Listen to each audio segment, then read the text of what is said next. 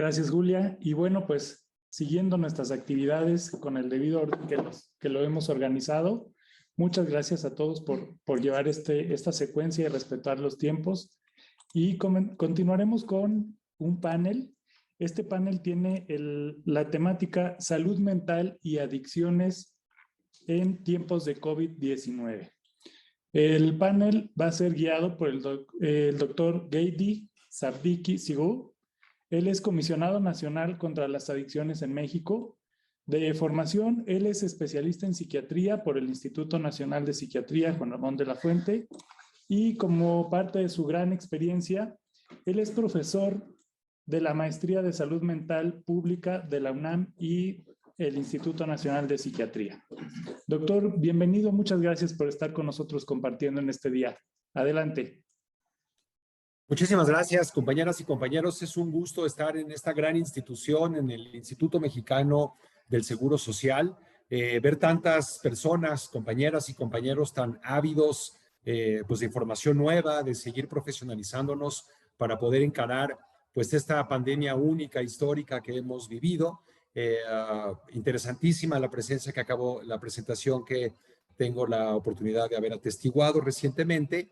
Y como ya se comentaba hace unos minutos, pues vamos a tratar de hablarles de un tema realmente inmenso, muy amplio. Vamos a tratar de hacerlo en un lapso de 45 minutos. Y para ello me acompaña en el día de hoy el doctor Julio González Olvera, director de vinculación aquí dentro de la Comisión Nacional contra las Adicciones, y la doctora Alexis Bojorges Estrada, quien también es psiquiatra y también es psicogeriatra y quien trae el proyecto de la línea de la vida, de la cual les hablará abundantemente en unos momentos. Entonces hemos decidido hacer esto un poco como opereta, de tal manera que tendremos unos 15 minutos por cada uno de nosotros. A mí también se me ha otorgado la responsabilidad de moderar esta mesa. Entonces hablaremos un poco sobre las cuestiones más importantes y finalmente tendremos probablemente algún espacio para preguntas y respuestas. Una vez más quiero agradecer a las autoridades del IMSS, desde el compañero el maestro Zoé Robledo hasta todo el demás personal que trabaja en el IMSS. Yo siempre comento que los médicos que nos hemos formado en este país estamos muy en deuda con el Instituto Mexicano del Seguro Social.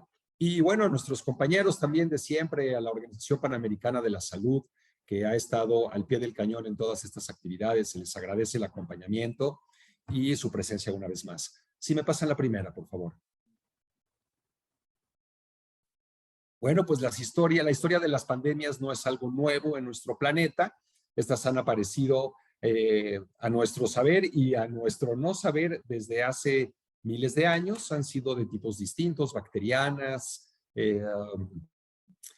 virales, y normalmente tienen un impacto importante sobre la comunidad, sobre las personas, sobre los sistemas de salud, sobre la economía, y también hay muchos elementos de tipo político y geopolítico que ocurre cuando tenemos estas pandemias.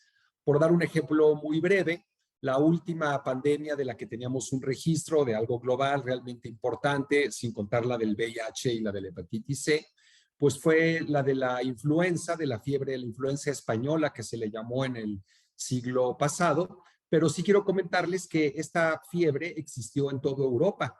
En todo el continente europeo hubieron miles y millones de muertes por esta enfermedad. ¿Por qué se le llamó la fiebre española?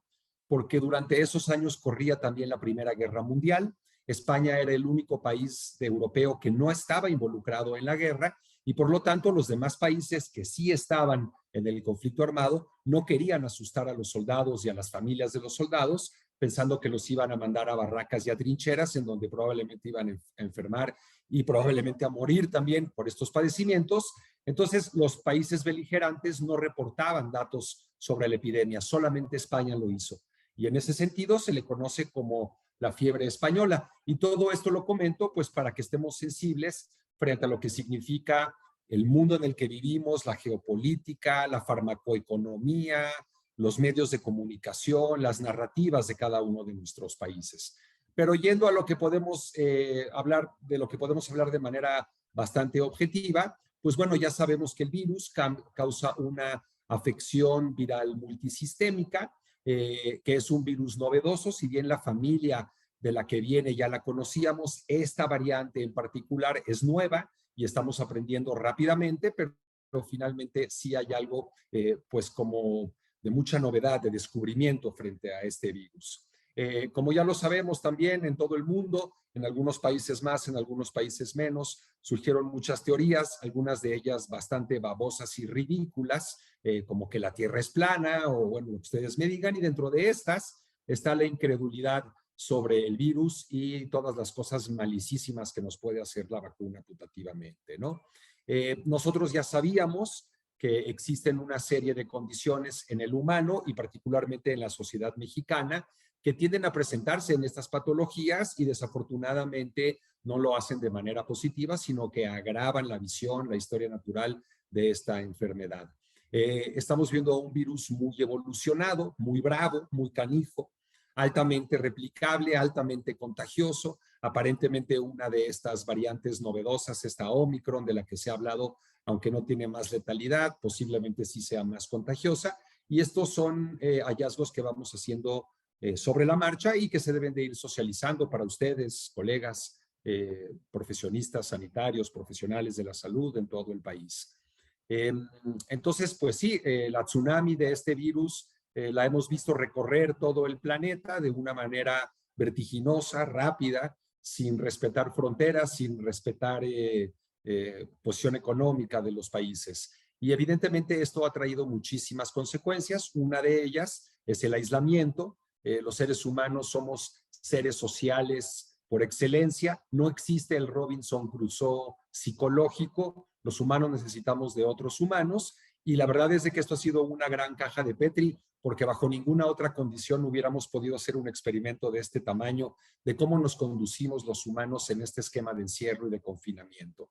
Esto tiene tanto lo psicológico como las cuestiones propiamente virológicas, médicas, representan un impacto en la salud, en los sistemas de salud, en la economía de un país como es el nuestro, un país en desarrollo, y todos estos elementos pues conforman el horizonte amplio de la pandemia de COVID que estamos atravesando el día de hoy, esperanzadoramente ya viendo el final de ella, si es que todo marcha conforme a lo planeado. La que sigue, por favor. Entonces tenemos dos grandes áreas, como neuropsiquiatras, como psiquiatras. Creo que es útil el hacer esta distinción. Por una parte tenemos los efectos derivados directamente de la neuroinfección. El día de hoy ya tenemos categoría de neurocovid-1, neurocovid-2 y neurocovid-3, dependiendo del grado de afección del tejido neural del que se esté hablando. Digamos de que estos son daños biológicos, puramente fisiológicos, pero tenemos también la parte del alma, de la mente, de la psique, en donde el aislamiento social y la ruptura de nuestros hábitos, de nuestras costumbres, del cómo somos humanos y cómo somos seres comunitarios, se vieron gravemente afectadas. Siguiente. Entonces, pues creo que los psiquiatras nos hemos tenido que poner a desempolvar nuestros libros de medicina interna y de microbiología, porque no es habitual que los psiquiatras estemos tan cerca de la microbiología, del aspecto del virus, y lo que sabemos el día de hoy, y que se los confiero rápidamente, si me pasan la pasada, por favor. Creo que nos habíamos brincado. Gracias. Sabemos que el virus tiene algunos aspectos filogénicos muy reconocidos, lo hace pertenecer a la gran familia de los beta-coronavirus. Los beta-coronavirus tienen una parte constante muy importante, pero también tienen una parte variable muy variable. Contiene un ARN que, como ustedes saben, es nada más un filamento, una cadena, es monocatenario, de sentido positivo, se le llama alfa helicoidal también, significa que gira conforme a las manecillas del reloj y se asocia a una nucleoproteína que es el spike, es la parte en donde se lee el reconocimiento celular y donde se hace el binding del virus con las células. Un virus COVID típico contiene al menos 6 diferentes Open Reading Frames, que significan marcos abiertos de lectura y que tiene que ver con la transcripción, con la lectura del código genético, y todas estas proteínas estructurales se traducen a partir de los mismos nucleótidos del RNA contenido en este COVID. Hay 4 proteínas estructurales que codifican para la ORF, la 10, la 11 y la 3 en su extremo distal. La que sigue, por favor. Entonces, aquí en un esquema tratamos un tanto de ver de forma visual a través de los ojos de un artista cuáles son algunos de los factores de tipo molecular que interfieren con la infección. Sabemos que tenemos una sociedad que de alguna manera ha vivido enferma, con un acceso pobre a los sistemas de salud, con una intervención increíblemente potente de las industrias no sanas, y esto nos ha llevado en cierta medida a tener una sobrerepresentación en enfermedades cardiovasculares, cerebrovasculares, diabéticas, síndrome metabólico, demencias y otro tipo de patologías. También sabemos que existen otras condiciones o precondiciones, y quiero comentar que una de ellas, de las que se habla muy poco, porque cuando menos a la mitad de la pandemia leí un artículo, no sé si esto siga siendo vigente, que después del grupo de riesgo de los 80 años, el segundo grupo de riesgo para morir por COVID fue la esquizofrenia. Esto nos sorprende, ya que los pacientes con esquizofrenia, aparte de esta patología principal, tienen un mal estado de salud médico y una menor expectativa de vida. Entonces sabemos que personas con daño hepático, con problemas coagulatorios, en la cadena de la coagulación, en la cascada de la coagulación, también tenían una cierta vulnerabilidad adicional, y también habíamos visto que los pacientes, o hemos visto que los pacientes que evolucionan hacia un desenlace fatídico rápidamente, presentan también un estado linfopénico y síntomas inespecíficos de inflamación sostenida. Siguiente, por favor. Entonces, el mundo de la salud mental también se ha visto trastocado por todo este virus. Como ustedes saben, nuestros sistemas de análisis funcionan mejor a la distancia en el pasado que para predecir el futuro, y a veces que para analizar el presente. Pero el día de hoy sí, en los consultorios psiquiátricos, en los hospitales, en los centros de tratamiento, estamos viendo una serie de más de 100 síntomas que se consideran ser residuales del COVID. Esto va a representar un escándalo y va a representar un problema gravísimo para las compañías aseguradoras privadas, porque la COVID se va a volver la preexistencia universal y va a generar un gran problema en el sistema de atención de salud privada. Pero bueno, sabemos, los psiquiatras lo estamos viendo todos los días, los pacientes se quejan de fatiga crónica, de mareo, de problemas en la memoria anterógrada, distractibilidad, llanto, debilidad. Tenemos un cuadro al que se le ha llamado agoraphobic-like syndrome por COVID, que es como una agorafobia exclusivamente asociada al miedo por el contagio del virus. Y bueno, saliendo un poco de lo estrictamente psiquiátrico, pero no lejano de lo neurológico y de un cuerpo en donde todo se orquesta, hay muchísimos síntomas que preocupan y que todavía no sabemos en qué momento se disiparán por completo de las personas que se han infectado por el virus. Siguiente, por favor. Bueno, el aislamiento es algo que se ha tenido que hacer. México se lo ha llevado de manera más o menos tranquila. La verdad es de que yo creo que ha sido atinado el poder equilibrar el aislamiento y la cuarentena, pues con las necesidades de una población que tiene que subsistir, que tiene que trabajar, que tiene que poner pan sobre la mesa, a la par de las necesidades psicológicas que tenemos como humanos, de las que yo he comentado, porque el aislamiento, así solo, no tenemos que asociarlo al COVID. Ya sabíamos que se asocia a una muerte prematura, a una menor expectativa de vida, a problemas cardiovasculares, neoplásicos, cerebrovasculares, de salud mental en general. Esa mera. Hablando un poco más de eso, existen factores, ¿no? Como en las grandes ciudades versus las personas que viven en poblaciones dispersas, periféricas. Hay sin duda algunos elementos de tipo género. Se mueren más los hombres que las mujeres, ya lo sabemos. De raza, hemos visto también cómo hay algunas familias en donde trágicamente hay muchas pérdidas, muchas muertes en una sola estirpe, en un solo pedigrí, y esto nos dice que hay algún elemento de tipo proteico o de algún transmisor segundo mensajero a nivel celular que de alguna manera genera esta proclividad y esta mala evolución hacia el desenlace fatídico. Existen también muchos otros factores físicos, médicos, como ya los hemos comentado en este momento. Existen factores psicológicos que se desencadenan que causan problemas y que cuando no es el caso, sí funcionan como un apuntalamiento, como un sostén importante para las personas. Nuestras tradiciones, nuestra religión, nuestras formas de contender con los momentos duros, difíciles de la vida, se han visto también retados de una manera importante en estas circunstancias. Ha sido muy trágico como las personas más ricas del mundo se enriquecieron durante la pandemia y cómo los pobres se empobrecieron durante la pandemia. Y es doloroso decirlo, pero efectivamente la cuenta bancaria que tiene cada ciudadano suele ser un indicador directamente proporcional a la expectativa que tenemos para resolver un padecimiento, el que sea. Cáncer, esquizofrenia, VIH, apendicitis o COVID.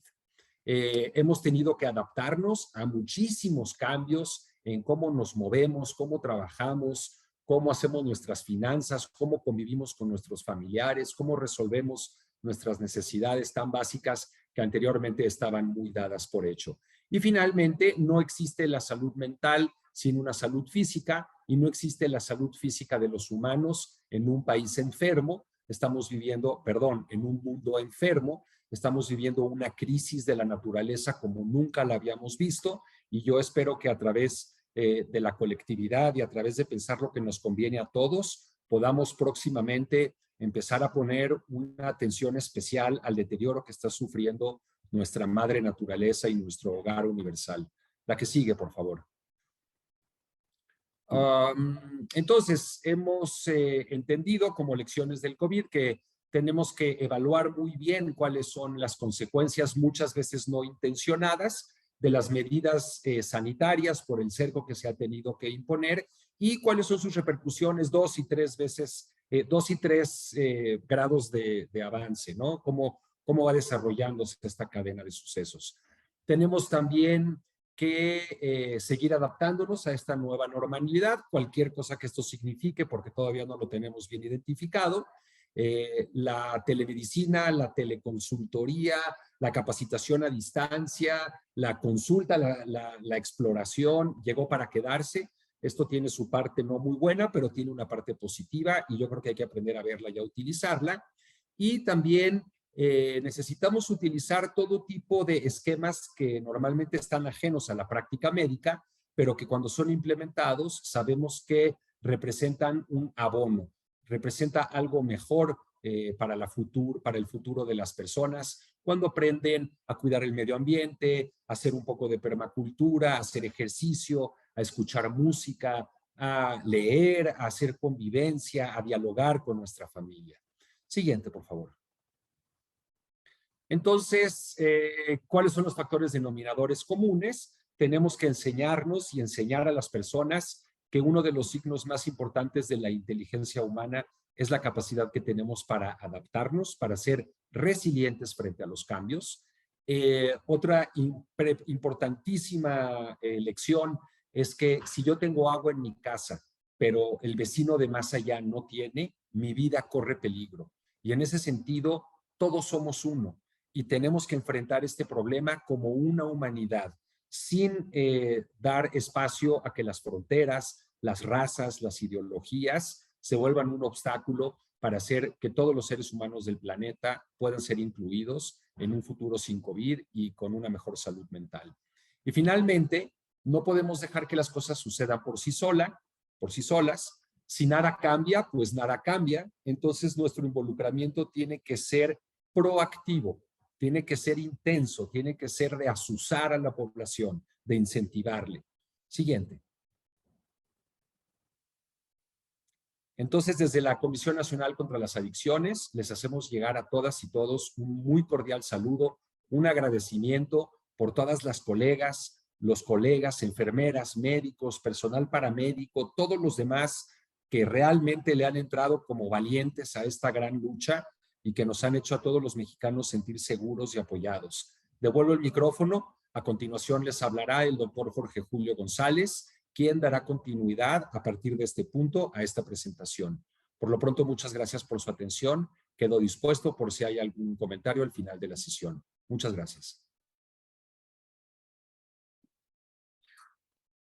Muchísimas gracias, doctor Gadi Sadiki, comisionado nacional contra las adicciones. Bueno, voy a pasar a hacer algunos comentarios que son interesantes y que tienen que ver con esto que nos ha comentado el doctor Gadi Sadiki sobre los efectos que ha tenido el aislamiento social. Yo querría agregar que es muy importante que consideremos que buena parte de nuestro sistema cognitivo, quizá la parte más compleja de la cognición, se ubica en las funciones de cognición social. A partir del desarrollo de la cognición social es que acabamos construyendo buena parte de nuestro cerebro, con la construcción de las relaciones que tenemos con los demás desde que somos pequeños, desde la crianza. Y de esta manera es que construyendo intersubjetividad, relación con los demás, acabamos logrando funciones tan sofisticadas como la regulación emocional, la anticipación, ¿no? Y la identificación de cómo modular el medio interno en función del contexto. Y hago esta mención porque buena parte de los padecimientos que se atienden en salud mental aumentan con el aislamiento. Y si sumamos el aislamiento, como lo acabamos de escuchar, con un proceso inflamatorio que es común a la mayoría de los padecimientos en salud mental, pues desde luego que hemos tenido un incremento muy patente en donde se han involucrado problemas en el ciclo de sueño, problemas en la regulación del ánimo, entre ello problemas en la expresión de conductas agresivas, violentas, cuando el estrés ya está incrementado en la población. Entonces, bueno, querría comentar bien brevemente también que el encierro, la fase más dura del encierro, trajo una alteración en nuestro ciclo de sueño-vigilia.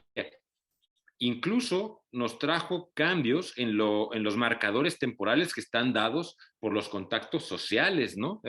Hay un término que le han dicho jet lag social, y tal parece que se ha ido relacionando con problemas en el dormir. Las quejas de despertares por la noche han sido muy, muy importantes. Ustedes, todos los que están presentes, habrán de ser de con cuánta frecuencia se reportaron en sus unidades, incluso con sus compañeros, problemas en el dormir y problemas en la capacidad para volver a establecer actividades sociales. Bueno, uno de los elementos que tenemos en la CONADIC es la línea de la vida, y de allí hemos tenido una manera de tener un visor de algunos de los datos en cuanto al consumo de sustancias y problemas por los cuales se busca ayuda. La línea de la vida es, les voy a dar el teléfono, que es el 800-911-2000, un sistema de orientación telefónica abierto a toda la población, gratuito, que trabaja 7 días de la semana, 24 horas al día, en donde se puede buscar ayuda y referencia, orientación, información sobre salud mental y problemas relacionados con sustancias. Durante el año 2019, desde que empezó, desde octubre del 2019 hasta abril del 2020, vemos aquí una gráfica de cómo se estuvo reportando la demanda de atención por tratamiento. Y aquí tenemos cómo se fue reduciendo la demanda de tratamiento en los diferentes centros residenciales, en los CIJs, en los CAPAS, hasta que empezó la pandemia, como ustedes pueden ver, abril del 2020. Esta gráfica, esta progresión corresponde al aislamiento, justamente. Quienes buscaban atención pues ya no podían asistir, y la indicación en los centros de atención fue justamente que se disminuyera la atención presencial.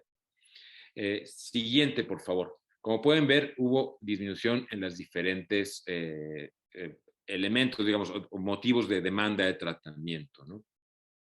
Sin embargo, durante el año pasado tuvimos una progresión más o menos estable en las tendencias de abuso de sustancias por cada una de ellas. Parece que no hubiera habido cambios realmente significativos en la demanda de atención, como podemos ver en esta gráfica. Siguiente, por favor. Existen muchas condiciones, ¿no?, entre las cuales ha participado esta contingencia sanitaria tan prolongada, y que se pueden ver en el número de consultas. La atención en las unidades ambulatorias se pudo mantener disponible y se incorporaron acciones además por telemedicina, como nos comentaba el doctor Gadi Savicki. Entonces, tuvimos una cantidad de atenciones presenciales disminuida, pero se echaron a andar mecanismos de seguimiento a distancia. Se buscó fortalecer las capacidades técnicas de los profesionales de salud mental, capacitando a cada uno de los equipos que están distribuidos territorialmente en el país para que tuvieran más claridad de cuáles eran los procedimientos para la atención durante la pandemia.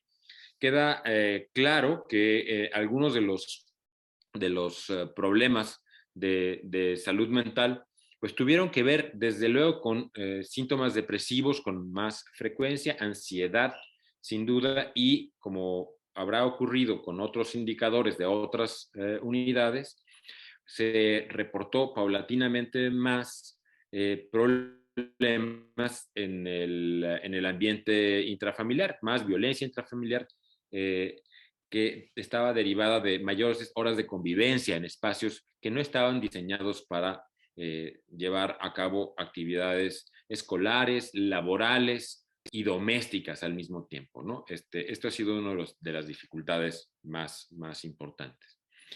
Quiero comentarles, si me pasan la siguiente, por favor, que la línea de la vida ha sido una de las herramientas más importantes que estamos buscando. Tenga una proyección cada vez más amplia y que ahora tiene una integración no solamente con el tema de problemas relacionados con el consumo de sustancias, sino una atención en salud mental, en diferentes aspectos de la salud mental. Se ha realizado una renovación, se han mejorado algunos aspectos de atención que nos va a comentar la doctora Alexis Bojorge, quien está al frente de la línea de la vida. Le voy a ceder la palabra para que nos pueda abundar en cómo son los mecanismos de atención y qué es lo que se ha visto a partir de este mirador tan importante de la salud mental a nivel nacional, que es la línea de la vida. Adelante, por favor, doctora Alexis Bojorge. Muy buenas tardes a todos y a todas, comisionado, doctor Jorge Julio González, y a todos los presentes, pues muchas gracias por la invitación. Bueno, muy brevemente, lo que hemos revisado a través de las grandes intervenciones históricas de las atenciones a distancia, pues ha sido que en realidad la fortaleza de ellas nos permite cruzar diferentes barreras y poder conectar con las personas en momentos de mucha gravedad. En este caso, por pandemia, pero también por sismos, pero también por desastres naturales, pero también por violencia intradomiciliaria, por muchas circunstancias en las cuales una persona en una situación pues, de alto estrés puede verse beneficiado y puede conectar pues, rápidamente con especialistas. En este sentido, como en otros países, como podemos ver en esta diapositiva, pues México cuenta con un área exclusivamente de atención de atención en salud mental a distancia. Y es así como Línea de la Vida surge como una de las necesidades a través de la Comisión Nacional contra Adicciones. Podremos reconocer este nivel de atención un espacio antes de una atención primaria, secundaria y terciaria. Y es así que la Línea de la Vida ocupa este lugar, este espacio primordial o prioritario para poder dar contención a las personas que están sufriendo alguna circunstancia pues, estresante. En este sentido, pues logra la vía telefónica, la vía por redes, pues afrontar crisis que pueden haber que pueden dificultar en la persona saber cómo se siente. Con este marcador voy a delimitar aquí el miedo mismo al rechazo, a sentirse juzgado, juzgada, los altos costos o el habilitar en zonas de difícil acceso, la dificultad inclusive para poderse movilizar en un momento de crisis, la altísima demanda que puede haber en ese momento en un centro de atención, la confusión por información que existe, las altas demandas en todas las áreas pues que dificultan una atención prioritaria, es uno de los elementos que medianamente logran cruzarse detrás de una atención a distancia. Es así que los objetivos generales de la Comisión Nacional de Adicciones en torno a la atención a distancia, con lo que llamamos nosotros la línea de la vida, pues es brindar información, es poder psicoeducar, orientar, intervenir de una manera importante, muy proactiva para favorecer el acceso de salud a las personas que están pasando por momentos más graves, como lo hemos visto. En ese sentido, informar no solamente es otorgar datos, es educar, sino que psicoeducar además es desestigmatizar las principales barreras en atención a la salud.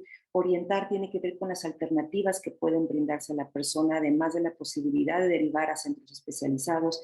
El apoyo psicológico acá, a diferencia de la orientación, ya es una intervención propiamente en la persona o en la familia que está viviendo una situación de crisis, y la derivación de quejas, que también hace parte de las estrategias de la línea de la vida.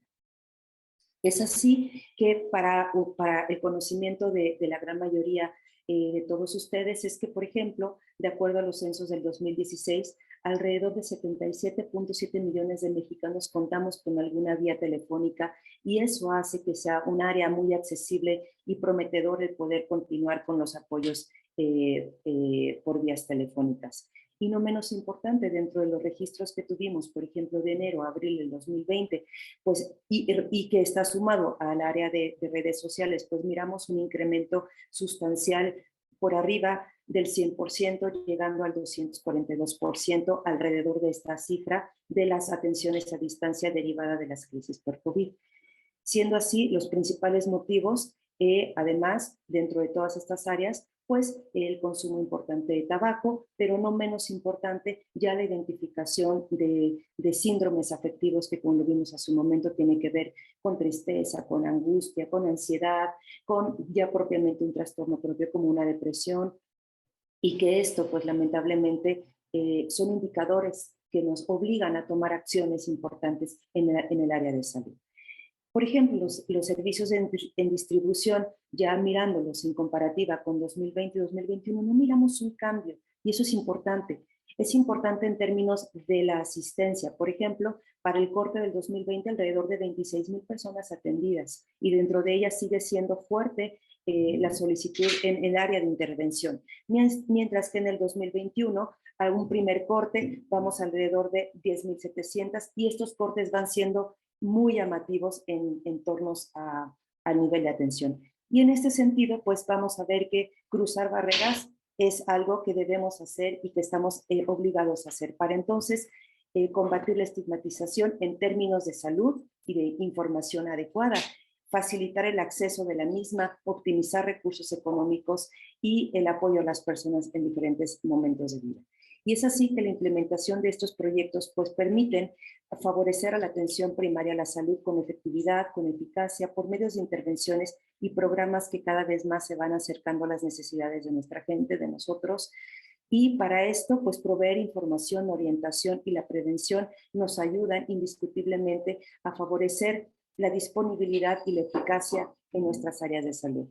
Y sería todo por mi parte. Muchas gracias, doctora Alexis Jorge. Bien, me parece que es importante tener todas estas consideraciones sobre los efectos en la salud mental y, desde luego, en el consumo de sustancias. Como sabemos, hay riesgos específicos para la población. Le voy a dar la palabra al doctor Gladys Avicki para que pueda hacer algún comentario sobre esta población. Debemos tener en cuenta que tenemos poblaciones vulnerables, ¿no? Entre ellas todos aquellos los consumidores de sustancias a través de la vía respiratoria. y al principio de la pandemia habíamos identificado con mucha claridad el riesgo en el que estaban colocando todos aquellos consumidores, por ejemplo, de anfetaminas o de crack, que podrían, además de fumadores, que se encontraban en un riesgo especial. Doctor Gaisaviki, quisiera algún comentario, le devuelvo la palabra, por favor. Muchas gracias, doctor Jorge Julio. Sí, efectivamente, una de las partes que ha generado un interés particular en la Comisión Nacional contra las Adicciones, en el grupo de lo que será la Comisión Nacional de Salud Mental y Adicciones, tiene que ver con los cambios que se dieron en los patrones de consumo de las distintas sustancias que ya se consumían anteriormente en nuestro país. Vuelvo a repetir que nuestros sistemas son mucho más eficaces una vez que tenemos la perspectiva del tiempo, pues para entender cabalmente estos fenómenos y poder analizarlos e interpretarlos correctamente. Llama la atención, por ejemplo, que una de las cuestiones que notamos es que las sustancias ilegales no perdieron un minuto y no se vieron afectadas por la pandemia como tal, pero sí se modificó la manera en cómo se distribuyen y la manera como se le hacen llegar al comprador del último punto en la venta, ¿no? Esto ha sido llamativo porque se ha involucrado a los sistemas de correo, de mensajería, de comercio internacional, de la Internet, tanto en la Internet obscura como en la Internet abierta. Y esto ha sido un reto para el que no estábamos preparados y que tenemos que irnos ajustando y adecuando paulatinamente a estos cambios, ¿no? El alcohol fue interesante. Yo ya he comentado esto anteriormente, pero existe esta sensación de que se incrementó en los hogares mexicanos el consumo de alcohol. Hay una observación muy valiosa y que es que aquellas personas que no tenían un problema de consumo patológico de alcohol, les fue relativamente fácil frente a la vicisitud económica que representaba la pérdida del empleo, el trabajo, la economía que se enfriaba y todo lo demás. No tuvieron gran problema en borrar de la lista del supermercado la cerveza o el alcohol, pues que tenían ahí para consumir de manera ocasional.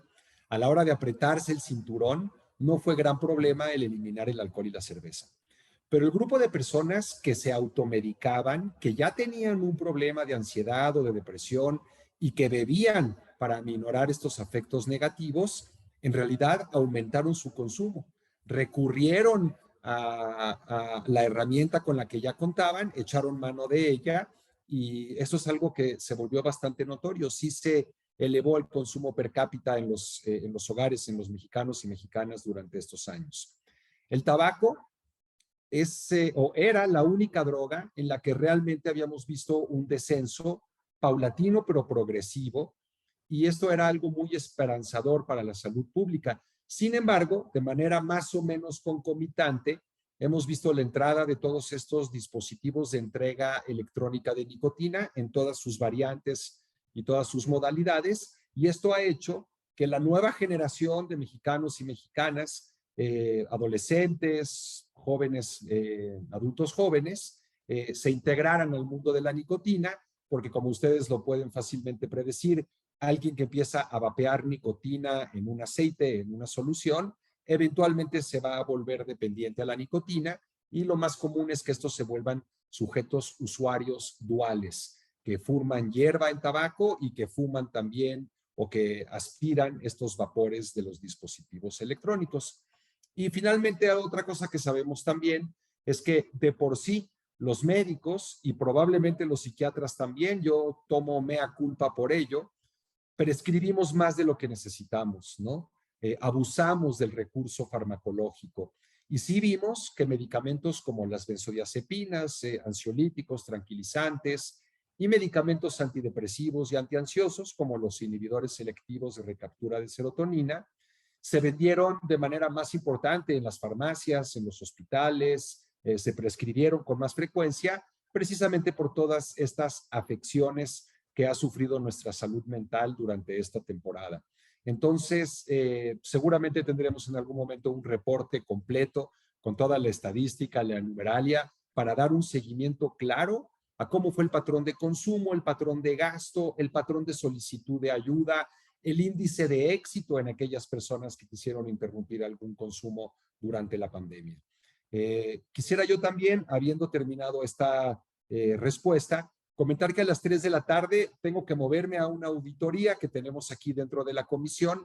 Entonces aprovecho también la oportunidad para despedirme solidaria y fraternalmente de todas y todos ustedes, esperando que se les haya dejado algo de utilidad para su práctica, para la hermosa labor de atender a nuestros pacientes, a las familias. Y les dejo en manos de la doctora Bojorge y el doctor González, que son nuestros genios del Big Data aquí dentro de la comisión. Y un saludo para todas y todos los colegas que laboran dentro del Instituto Mexicano del Seguro Social, al que una vez más le debemos mucho toda la población mexicana. Gracias. Si gustan, les comparto yo las preguntas que hemos ido capturando aquí. Bien. Se las voy pasando en el orden en el que nos fueron llegando. Claro Tengo que sí, aquí, muchísimas gracias. se realizan atenciones en la línea de la vida en los 32 estados de la República. Dado toda la amplia gama con la que se puede atender la ley de la vida, sí, es correcto, y además de esto puede hacerse también vía redes y vía telefónica, y también por vía correo. Gracias, doctora. Tengo otra también sobre la línea de la vida. Nos comentan, es un trabajo enorme. ¿Quién participa en la atención 24/7 en la línea de la vida? La distribución de servicios está dado pues por el personal de psicología, por trabajo social, supervisado por médicos especialistas en el área de salud, y este está distribuido por turnos, de tal forma que se aborda tanto el turno matutino, el vespertino, 2 nocturnos, fines de semana, con la intención de que esté ocupado el tiempo la mayor parte por parte de especialistas. Y ahora que vino todo el tema tan grave de pandemia, pues sumamos esfuerzos también con otras instituciones para el apoyo. Una gran labor sin duda, ¿verdad? Bien, tengo una sobre COVID. Dice, he percibido una irritabilidad considerable en pacientes con COVID, se vuelven menos tolerantes, más agresivos y algunos efectos quedan. Aún después de no padecer COVID, hay algunos cambios en el estado anímico de los pacientes. ¿A qué se debe hablando orgánicamente o aún está en investigación? Yo creo que hay mucha información al respecto que podemos dar. Una de ellas, sin lugar a duda, es reconocer varios aspectos. Y sería reconocer si el paciente, el usuario, pues justo, es una persona que no había experimentado síntomas previos, que fuera paciente, si estaba atendido, si no estaba atendido, y sobre esto derivar también el tema de COVID. COVID tiene una sinergia muy importante, sobre todo con la fisiopatología de padecimientos previos, como comentaba el comisionado y también el doctor Jorge Julio. En este sentido, no sabemos, en este caso específico, si hubiera sido una exacerbación de síntomas derivados de o ambas situaciones. Adelante, doctor Jorge Julio. Brevemente, ¿no? Tienes toda la razón, Alexis. Recordemos que casi todas las infecciones por virus respiratorios, esto incluye el coronavirus, incrementan la síntesis y liberación de interleucinas. Estas citocinas son mensajeros de la inflamación, son proinflamatorias, y la presencia de ellas produce cambios en la conducta, como justamente nos sentimos más vulnerables y hay conductas de mayor irritabilidad. Y en el caso de COVID se reduce la memoria de trabajo. Una de las quejas más frecuentes de las personas es que no pueden retener las cosas como antes. La sensación de tener una atención más difusa es uno de los problemas más frecuentemente reportados después de la infección por COVID, aun cuando los síntomas fueron leves. Y yo abonaría otro tema también, y no menos importante dentro de nuestro radar y más como colegas, en términos de delirium. Es bastante frecuente la presencia de delirium, entonces no sabríamos si justamente el delirium fue derivado por la misma anestesia, por la hipoxia cerebral, derivado de virus, derivado de la descompensación de alguna tarea fisiológica. No sabemos si está, por ejemplo, estos síntomas que están siendo persistentes. Recordemos que el delirium pues puede durar meses en realidad. Entonces, ¿qué tanto estamos hablando de un delirium o síndrome post-COVID o síndromes derivados de puramente emocionales por COVID o padecimientos previos exacerbados? Yo creo que aquí tenemos una sinergia nuevamente de una sintomatología que es importante ir pues haciendo la semiología propia como en cualquier área de salud. Gracias, doctores. Y bueno, sabemos que nos acompañan personas de diferentes países. Esta pregunta es prácticamente para México solamente. Si nos pueden ayudar, por favor, compartiendo nuevamente el número telefónico de la atención de la línea de la vida. Claro que sí, es el número 800-911-2000. Voy a repetir, 800-911-2000. Muchas gracias. Otra pregunta que tenemos aquí relacionada a la línea de la vida. ¿Cómo se realiza seguimiento a los pacientes que son intervenidos mediante la línea de la vida? Sí, el seguimiento es un área delicada, dado muchas circunstancias. Una de ellas es que los usuarios que llevan atención, por ejemplo, para solicitar información o psicoeducación u orientación, en este caso el seguimiento se limita a la solicitud primordial. Y en el caso, por ejemplo, de una intervención psicológica breve, por ejemplo, para cesación de tabaco, se haría un seguimiento de alrededor de 4 a 6 sesiones una vez iniciado el programa. Entonces, en este sentido, hay una individualización en el sentido de seguimiento. Espero haber contestado. Gracias. Vamos con otra pregunta, si son tan amables. ¿Cuál es la estrategia psiquiátrica para abordar las secuelas psiquiátricas, nos comentan aquí de nuevo, que deja COVID? Bueno, yo me quiero atrever a contestar, a pesar que la experta aquí en psiquiatría de enlace es la doctora Bojorges, pero yo creo que en primer lugar sí tenemos que ser congruentes con las nuevas tendencias en la psiquiatría, que empiezan por decir que no todo debe de volverse un problema a resolverse por medio de un fármaco, ¿no? La psiquiatría, la salud mental va mucho más allá de la prescripción farmacológica. Yo creo que es temprano todavía para tener un protocolo realmente estandarizado para la atención neuropsiquiátrica de estos síntomas, pero en términos generales les diría que si hay un problema de origen orgánico de depresión, se maneja como un cuadro depresivo, como un síndrome depresivo. Si hay un cuadro psicótico, se maneja también con neurolépticos atípicos, ¿no? De tercera generación, para evitar efectos colaterales, tratando de eliminar esos síntomas psicóticos.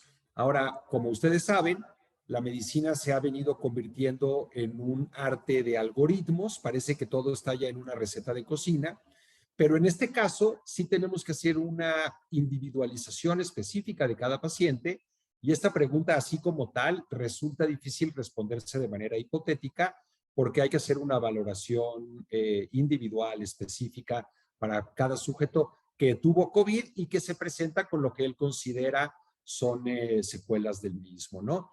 Yo creo que se les puede integrar, dependiendo del diagnóstico nosológico, al tratamiento que otorgaríamos para pacientes con este tipo de síndromes, independientemente de cuál fuera su fuente.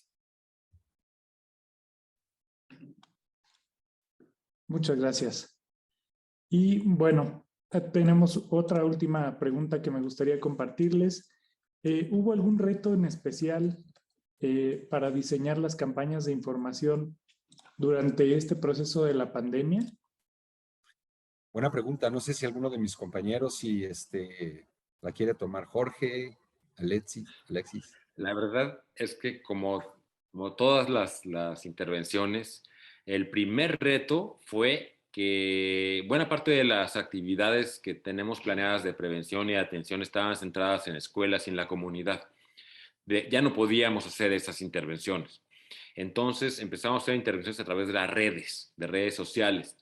Y la línea de la vida pudo tener una función primordial difundiéndose a través de Twitter, de Instagram, que ha sido uno de los soportes. Las generaciones más jóvenes están comunicándose por esta ruta y sin duda ha sido uno de los retos más importantes. Otro de los retos ha sido poder alcanzar la capacitación a larga distancia, como lo dijo la doctora Alexis, que ha sido poder alcanzar a grupos de profesionales fuera de la CONADIC que estaban teniendo contacto con la población. Perdón. Finalmente, creo que las recomendaciones de autocuidado es algo que buscábamos recomendar, y de evitar el uso de medicamentos para inducir el sueño, por ejemplo, ¿no? Que al principio, en la fase más difícil de la pandemia, evidentemente había un uso quizá mayor de estas sustancias. Y querría puntualizar también que uno de los grupos de edad que nos parecía más vulnerable es el de adultos mayores, a quienes se les prescribe con mucha mayor frecuencia medicamentos como las benzodiazepinas para inducir el sueño. Y bueno, tratamos de hacer muchísimos mensajes sobre evitar el abuso de estos medicamentos que a lo largo del continente son un enorme problema de salud pública. Todas las prescripciones no adecuadas en este grupo de edad. Y a mí, si me lo permiten, me gustaría abonar muy rápidamente nada más el hecho de decir que otro reto que empezamos los servidores de salud por él y que luego se vuelve algo que tiene que ver con la población general, sí tiene que ver con el cómo inculcamos a la población general que es mejor mantener a la gente sana que curar sus enfermedades, ¿no? Y en ese sentido, sí tenemos que estar todo el tiempo poniendo el dedo en el renglón para decir que la clave de esto es el abatimiento de los factores de riesgo, tanto para el contagio como de la pobreza, como del consumo de drogas, como de la psicopatología.